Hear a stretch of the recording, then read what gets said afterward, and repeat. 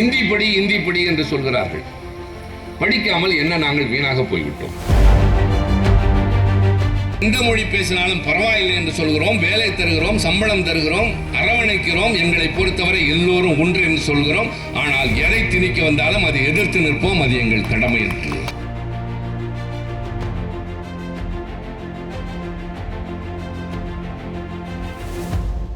உலகத்திலேயே முதல் முறையாக பிறப்புக்கும் எல்லா உயிர்க்கும் என்று சொன்னவன் தமிழன் தான்.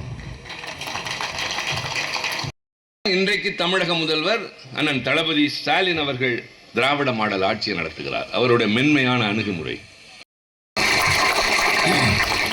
முடிவுகளை துணிச்சலாக எடுக்கிறார்.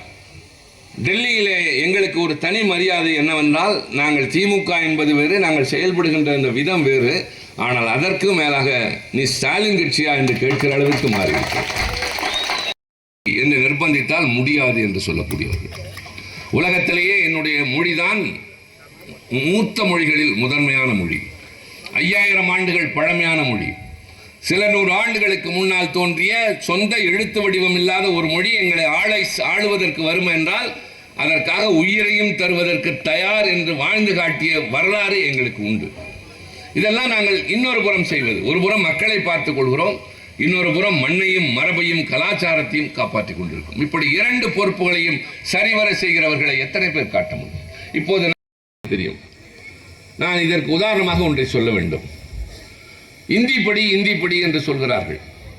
படிக்காமல் என்ன நாங்கள் வீணாக போய்விட்டோம். இன்றைக்கு உலகத்திலேயே தலை சிறந்த இடங்களில் இருப்பவர்கள் தமிழர்கள் தான். எந்த மொழி பேசினாலும் பரவாயில்லை என்று சொல்கிறோம், வேலை தருகிறோம், சம்பளம் தருகிறோம், அரவணைக்கிறோம், எங்களை பொறுத்தவரை எல்லோரும் ஒன்று என்று சொல்கிறோம். ஆனால் எதை திணிக்க வந்தாலும் அதை எதிர்த்து நிற்போம். அது எங்கள் கடமை என்று. விடுதலை போராட்டத்தில் நாங்கள் யாருக்கும் சளைத்தவர்கள் அல்ல. எங்கள் தெருக்களுக்கு நேதாஜி சுபாஷ் சந்திர போஸ் பெயரை வைத்திருக்கிறோம். கூட்டம் பேசுகிற திடல்களுக்கு திலகர் என்று அவர் பெயரால் பெயர் வைத்திருக்கிறோம். காந்தியின் மனைவி கஸ்தூரிபாய் என்ற பெயரால் மருத்துவமனை வைத்திருக்கிறோம். நேருவின் மனைவி கமலாவின் பெயரால் பூங்காக்கள் வைத்திருக்கிறோம். எங்கள் வீரபாண்டிய கட்டபொம்மன் வஉசியின் பெயரால் ஒரு வீதி உண்டா வடநாட்டில் என்று கேட்டு பாரதியாரை பற்றி பேசினேன்.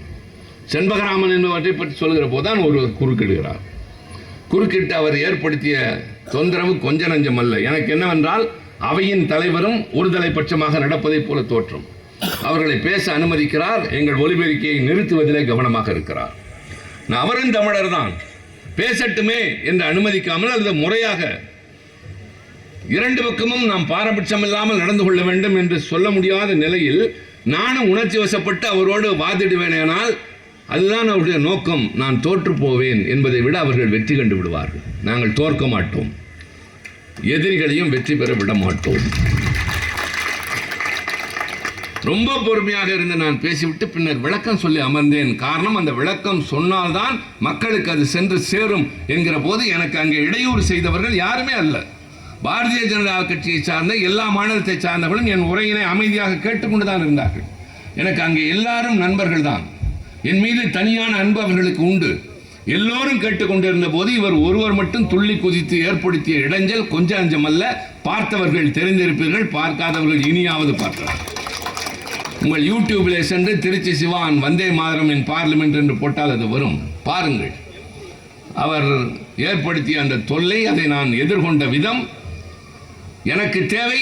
என் தமிழன், உழைத்தவன், திறமையாளன், மிகப்பெரிய தியாகிகளை இந்த நாடு உரிய அங்கீகாரம் தர வேண்டும், மத்திய பாடத்திட்டத்தில் கொண்டு வர வேண்டும் என்று சொன்னேன்.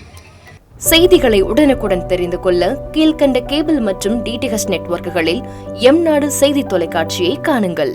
பாதகம் செய்பவரை கண்டால் நாம் பயம் கொள்ளலாகாது பாப்பா. மோதி மிதித்துவிடு பாப்பா, அவர் முகத்தில் உமிழ்ந்துவிடு பாப்பா. அண்மை செய்திகளை உடனுக்குடன் தெரிந்து கொள்ள இணைந்திருங்கள் எம்நாடு தொலைக்காட்சியுடன்.